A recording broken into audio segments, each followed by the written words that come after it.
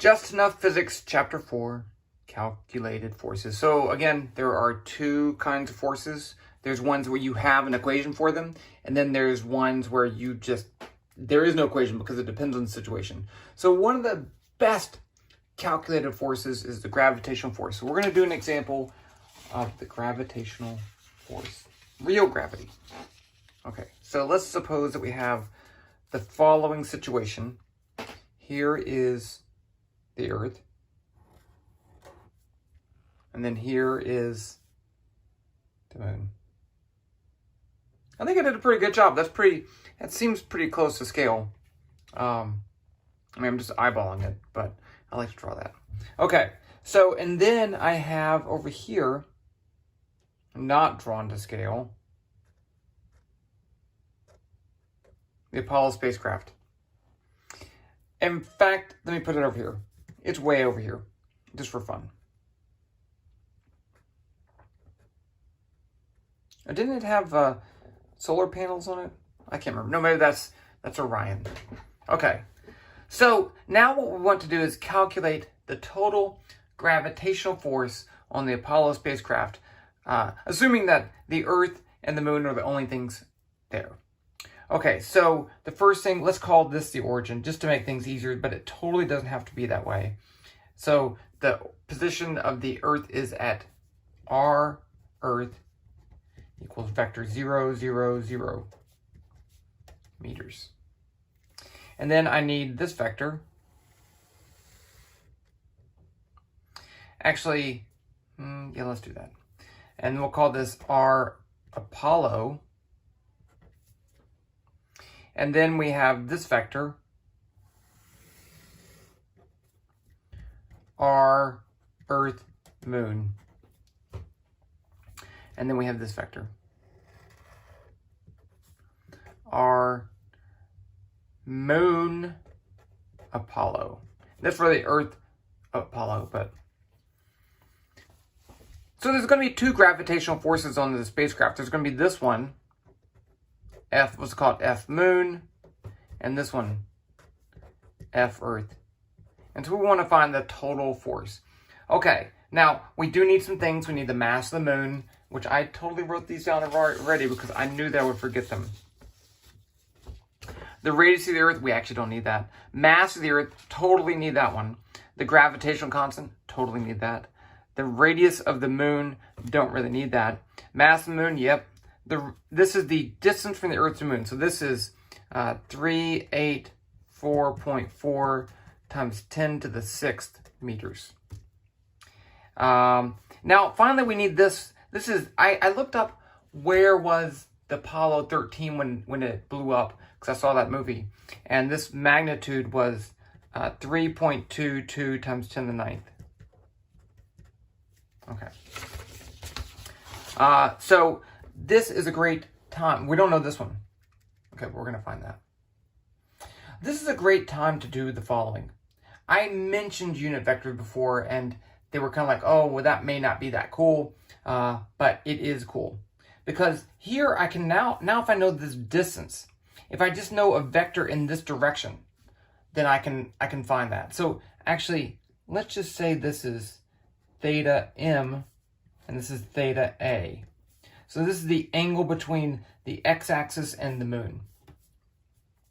So now I can write the R Earth Moon is going to be this value, 384.4 times 10 to the 6th meters, times this vector, unit vector, R E M hat. So by doing that, then I can not change the magnitude, but this is all by itself as a scalar.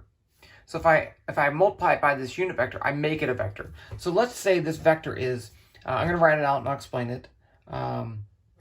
Cosine theta m, sine theta m, 0.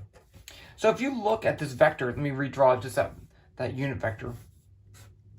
Here's R, E, M hat, and that's theta. So I have a right triangle. So this side, if that's a unit of 1, then this is going to be the cosine theta, and this is going to be the sine theta. So if this has a magnitude of 1, because if I square x squared plus y squared plus z squared, I get cosine squared plus sine squared plus 0. And cosine plus sine squared, cosine squared plus sine squared is 1. See? There you go. I got that. Now let's do the same thing right here. It's just going to be r Earth Apollo is going to be equal to 3.22 times 10 to the 9th. Let's see, that's 6, 7, 8. That can't be right. That's million meters. Let's just put this up. That would be way over here. Wait, 7, 8. So let's put this at 7. It doesn't really matter where it is. Okay, so the radius of, so it's going to be, oh, we're up here. Time meters times the unit vector cosine theta A, sine theta A, 0. And now I can pick these values. I can say theta M is, let's say, 45 degrees. Theta A equals 30 degrees. I think that just doesn't, I'm just picking stuff here, okay? So now I have this vector, I have this vector. What about this vector? Well, this is just the difference between these two, because if I go from here to there, but I know the position of here, I know there, then I can say RMA equals REA minus REM. And I'm going to leave it like that. Because once I know the components of this, all I have to do is subtract them and I get the components of that. Okay, but what about the force? So you'll remember that I can write F, what do I call it? FM. The gravitational force due to the moon is going to be this. I'm going to use this vector and that unit vector, but it's in the opposite direction. So it's going to be equal to negative g, mass of the Apollo, mass of the moon, which I didn't write down the mass of the Apollo. I'm going to need to pick that.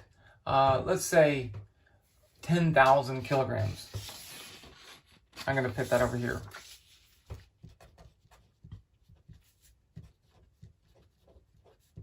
I'm totally picking something. So mass of the Apollo divided by the distance from the moon to the Apollo squared times r moon Apollo hat. So I need that unit vector. And then I can do the same thing for the force due to the Earth. Negative g mass of Apollo, mass of the Earth over r Earth A squared. Now notice that I don't put the vector sign there because that's the magnitude of that vector, and then I squared. REA squared. No, hat, I'm sorry. And then F total is just going to be FM plus FE. And you may be thinking, why the heck don't you put in the darn numbers? Well, because I don't want to. And because this is the math and the physics part. Now, the numbers are just a calculation. And you know what I like to use for a calculator? Yes, you do. It's Python. Okay, so let's switch over to Python.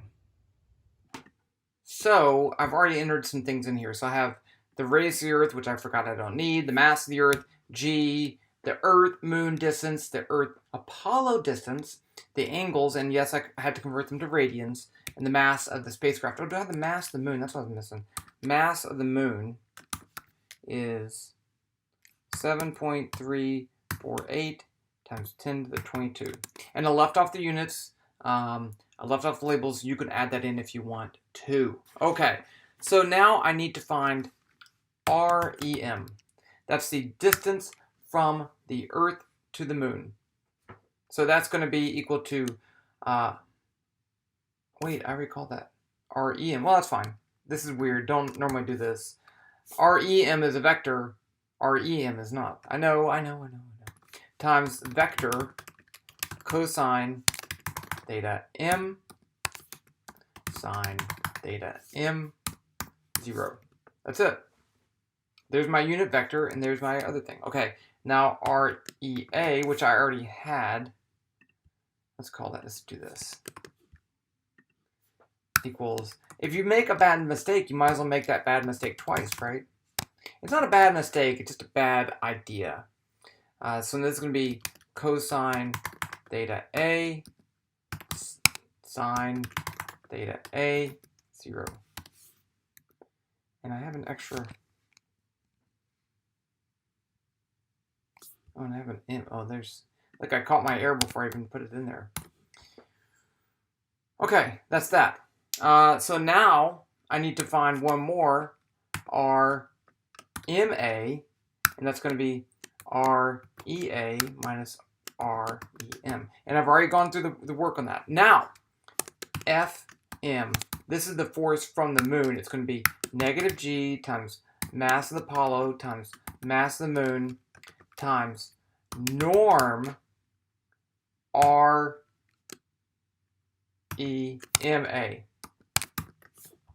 So norm is the built-in unit vector calculation in Python. So you already have that.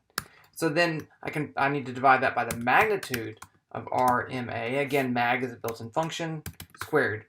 Squared in Python is star, not half. Okay, that's that. FE, I called it. That's the lowercase. It's negative G times mass of the Apollo times mass of the Earth times norm REA divided by mag REA squared.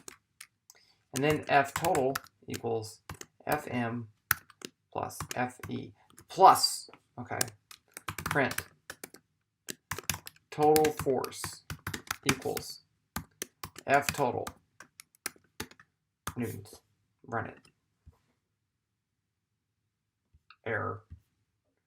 Missing right parentheses. Vector cosine theta.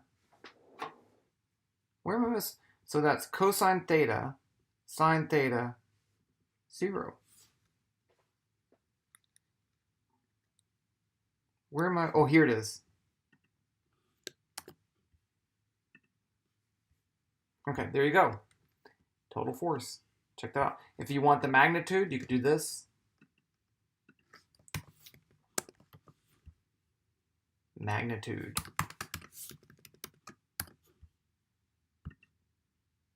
And that is that.